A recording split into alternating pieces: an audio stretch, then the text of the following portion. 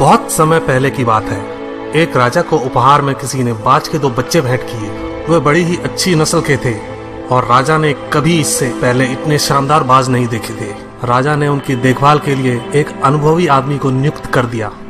जब कुछ महीने बीत गए तो राजा ने बाजों को देखने का मन बनाया और उस जगह पहुंच गए जहां उन्हें पाला जा रहा था। राजा ने देखा कि दोनों बाज काफी बड़े हो चुके थे और अब पहले से भी शानदार लग रहे थे। राजा ने बाजों की देखभाल कर रहे आदमी से कहा, मैं इनकी उड़ान देखना चाहता हूँ, तुम इन्हें उड़ने का इशारा करो। आदमी ने ऐसा ही किया।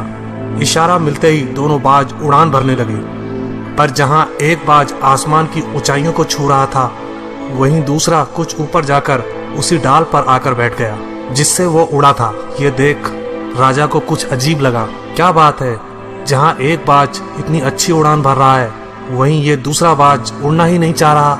राजा ने सवाल किया, जी हुजूर, इस बाज के साथ शुरू से यही समस्या है, वो इस डाल को छोड़ता ही नहीं।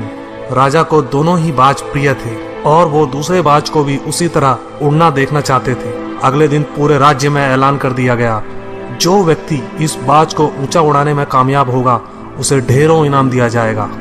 फिर क्या था, एक से एक विद्वान आए और बाज को उड़ाने का प्रयास करने लगे, पर हफ्तों बीत जाने के बाद भी बाज का वही हाल था।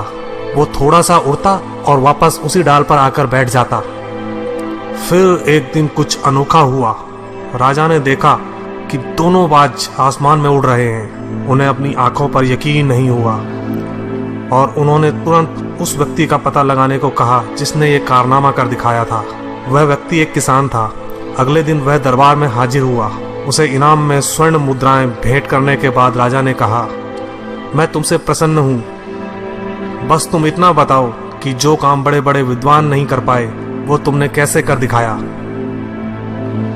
मालिक, मैं तो एक साधारण सा किसान हूँ, मैं ज्ञान की ज्यादा बातें नहीं जानता। मैंने तो बस वो डाल काट दी जिस पर बैठने का बाज आदी हो चुका था, और जब वो डाल ही नहीं रही तो वो भी अपने साथी के साथ ऊपर उड़ने लगा।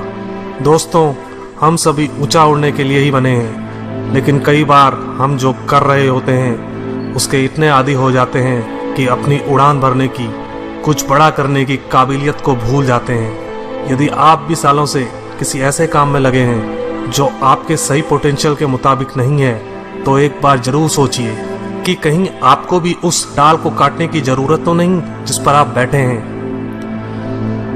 धन्यवाद दोस्तों।